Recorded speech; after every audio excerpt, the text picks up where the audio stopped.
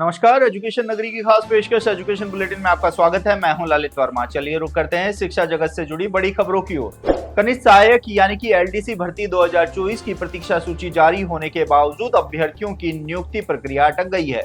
प्रतीक्षा सूची का परिणाम आए करीब 2 महीने बीत चुके हैं, लेकिन अब तक विभाग आवंटन की सूची जारी नहीं हो सकी है। जानकारी के अनुसार 20 फरवरी को फाइल आईटी जनरेट होने के बाद ये फाइल प्रशासनिक सुधार विभाग यानी एआरडी और मुख्यमंत्री कार्यालय के बीच घूमती रही है। सूत्र बताते हैं कि मुख्यमंत्री कार्यालय से इस मामले में स्पष्ट गो अहेड मिल चुका है और निर्देश दिए गए हैं कि विभाग स्तर पर ही प्रक्रिया पूरी की जाए। इसके बावजूद एआरडी में फाइल लंबित है, जिससे चयनित अभ्यर्थी असमंजस और मानसिक तनाव में है।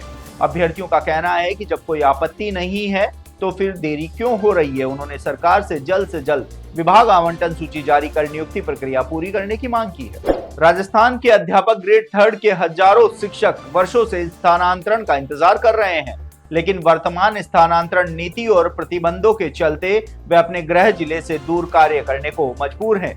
उन्हें पारिवारिक, सामाजिक और मानसिक स्तर पर कई कठिनाइयों का सामना करना पड़ रहा है। शिक्षकों ने अब बड़ा कदम उठाते हुए अपनी वरिष्ठता तक छोड़ने की इच्छा जताई है, ताकि स्थानांतरण प्रक्रिया जल्द शुरू हो सके और उन्हें अपने नजदीकी स्थान पर काम करने का मौका मिल सके। शिक्षक नेता शक्ति चौधरी ने बताया है कि इस संबंध में मुख्यमंत्री और शिक्षा मंत्री से मिलकर वरिष्ठता त्याग के पत्र सौंपे जाएंगे।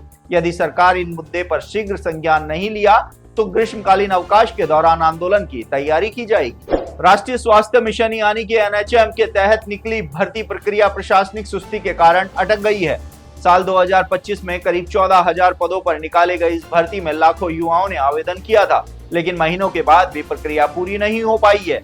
अब तक 19 में से 11 कैडर्स के परिणाम जारी हुए हैं, जबकि 8 कैडर्स के अभ्यर्थी अब भी इंतजार कर रहे हैं। वहीं 28 फरवरी को अजमेर में आयोजित रोजगार मेले में 11 कैडर के अभ्यर्थियों को नियुक्ति पत्र की जगह चयन पत्र वितरित किए गए, जिससे प्रक्रिया पर सवाल उठ रहे हैं। हैरानी की बात है कि ये चॉइस फिलिंग जैसी महत्वपूर्ण प्रक्रिया अब तक शुरू नहीं की गई है। नाराज अभ्यर्थी जल्द परिणाम जारी करने, पोर्टल खोलने और नियुक्ति देने की मांग कर रहे हैं। लगातार हो रही देरी से युवाओं में आक्रोश भी बढ़ता हुआ नजर आ रहा है। पिछली कांग्रेस सरकार के दौरान हुई भर्ती परीक्षाओं पर लगातार सवाल खड़े होते आए हैं। कांग्रेस सरकार के दौरान हुई 19 में से 17 भर्ती परीक्षाओं में पेपर लीक हुए, तो वहीं अन्य भर्ती भी विवादों में रही। तो वहीं अब भाजपा विधायक दर्शन सिंह गुर्जर द्वारा एसओजी को लिखे पत्र के बाद फिर से नया विवाद खड़ा हो गया है।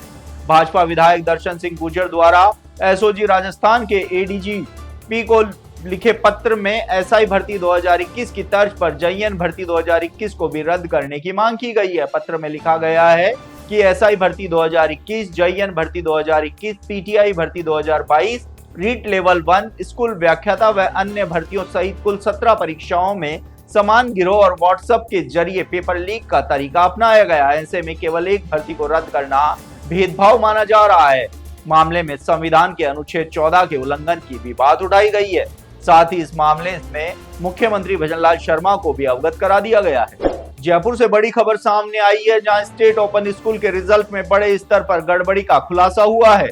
एक संविदा कर्मी ने सुपर एडमिन बनकर सिस्टम से छेड़छाड़ की और पिछले 5 सालों में 1107 फेल छात्रों को पास कर दिया। इस पूरे मामले को लेकर शिक्षा विभाग ने गंभीरता दिखाते हुए जांच शुरू कर दी है और एसओजी जांच की सिफारिश भी कर दी गई है। प्रारंभिक जांच में सामने आया है कि अंकों में हेरफेर के साथ नाम और जन्मतिथि तक बदली गई। इस मामले को साइबर क्राइम और ऑनलाइन फ्रॉड की श्रेणी में जांचा जा रहा है।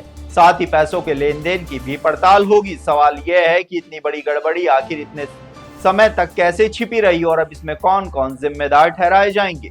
तो ये थी शिक्षा जगत से जुड़ी तमाम बड़ी खबरें। कल फिर से आपके साथ रूबरू होंगे, तब तक के लिए नमस्कार।